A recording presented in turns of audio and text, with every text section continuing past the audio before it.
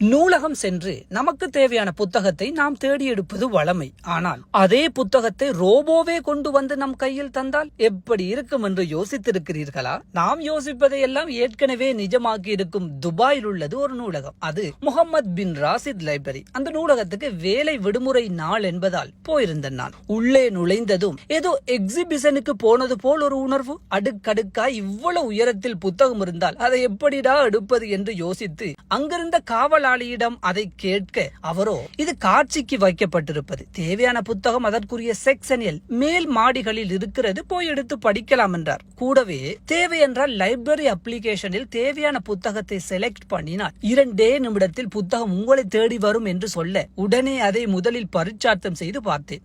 கலைஞரின் கவிதைகள் மற்றும் இன்னும் ஒரு புத்தகத்தை அப்ளிகேஷனில் செலக்ட் பண்ண அவர் சொன்னது போல் வெறும் 2 நிமிடத்துக்குள் கை வந்து சேர்ந்து விட்டது புத்தகம். என்ன ஒரு டெக்னாலஜி என. ஆங்காங்கே ஒவ்வொரு நூலக அறை முன்பும் இருக்கும் ரோபோக்கள் நேரடியாகவே புத்தகத்தை நம் கையில் கொண்டு வந்து தரும் வசதி இருந்திருக்கும் போலும். நான் சென்ற தினத்தில் அது பயன்பாட்டில் இருந்திருக்கவில்லை. எடுத்த புத்தகத்தை இருந்து வாசிப்போம் என்று இருக்கை நோக்கி போனால் அது அறையா இல்லை கம்பெனி போர்ட் மீட்டிங் நடக்கும் தனி மண்டபமா என்று தெரியவில்லை. ப்ரொஜெக்டருடன் கூடிய வசதியும் இருக்கிறது. சிறுவர்களுக்காக விளையாட்டு இடம் போல் அவர்களுக்கென்று தனியாக அமையப்பட்டிருக்கும் நூலகம். நூலகத்துக்கு வருபவரை வரவேற்கும் டிஜிட்டல் திரை.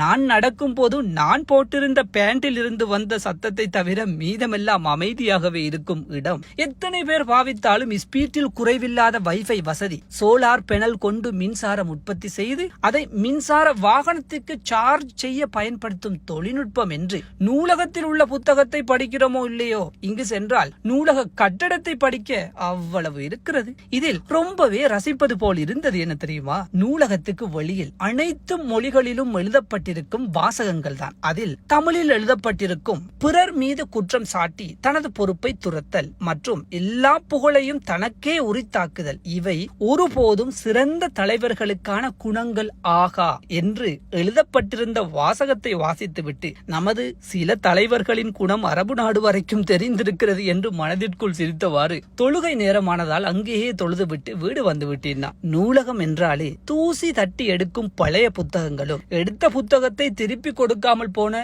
இரவலர்களும் வெறிச்சோடி கிடக்கும் கதிரைகளும் என்று கண்ட நம் கண்களுக்கு கவர்ச்சியான இந்த நூலகம் ஒரு புத்தக விருந்துதான்.